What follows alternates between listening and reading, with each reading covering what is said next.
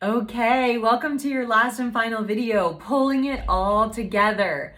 So now that you've got your daily action and your daily behaviors that supports your 5 buckets, this is where you want to go back to how you ranked yourself on those 5 buckets. Now, there's a couple of ways you can look at this. Now, if you say you're at like a 4 or a 5 in some of these areas, you really want to evaluate, are you where you want to be? And so you can maintain what you're doing and not add to the plate, which is great. Or are you very recently where you want to be, or you're so close to where you want to be that just a little bit of effort could really push you over the top, right? So an example of that would be, let's say you're super close to your health and your wellness goals, and like you've been working on this for like the past 2 or 3 years, and you've eliminated a lot of really bad habits and you've come so far, but there's just like one thing that you want to eliminate, whether it's like snacking too much on the weekend, or skipping workouts because you just want to sleep in, or whatever, right? You want to think about, like, are there some minor adjustments that I can make? And that's your one daily behavior.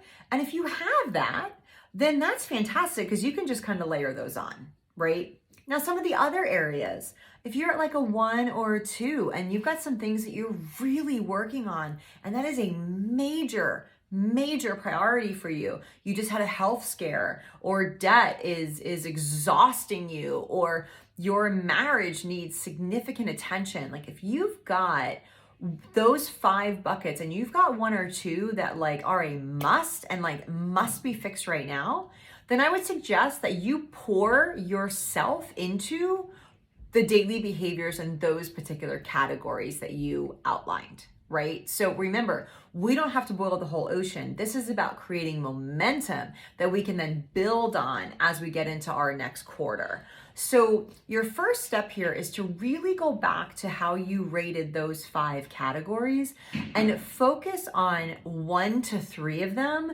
that you really want to get done. Now, you can go after all 5. If you've got 3 categories or so that are like right at that 4 or 5, and you just want to layer in a couple of things, get a little bit more laser focused, that's fine.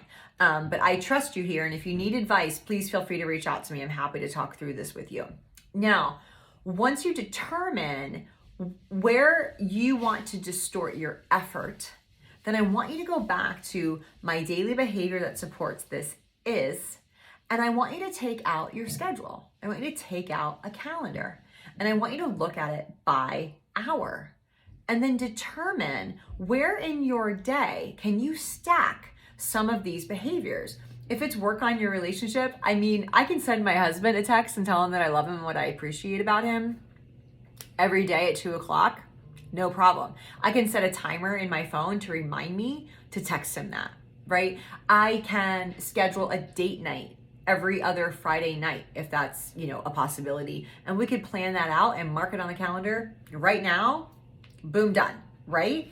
If it's, paying off debt and skipping Starbucks or saving money, that can easily happen in just a couple of minutes a day, and set a reminder on your phone. So what I want you to do is take out your calendar and really think about, realistically, how can I take very small actions daily without missing, that will compound over time to create that momentum for me this quarter, right?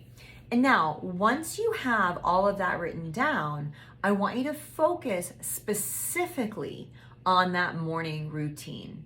And I would highly advise that you read your quarterly vision statement every single morning as a part of your morning routine. If you're a coffee drinker, read it during your coffee. And then I'd like you to follow it up with some personal development. If you need a book recommendation, I've got tons of them on Instagram in my highlights. They're in my private group that you have access to. I'm also happy to give you a personal recommendation based upon your vision and the book that I think that would be great for you.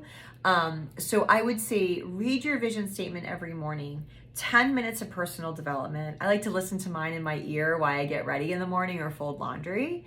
And then number 3 is get in 30 minutes of movement, preferably in the morning. And I tell you, if you can do those 3 things this quarter before you start your day, you will be a new human.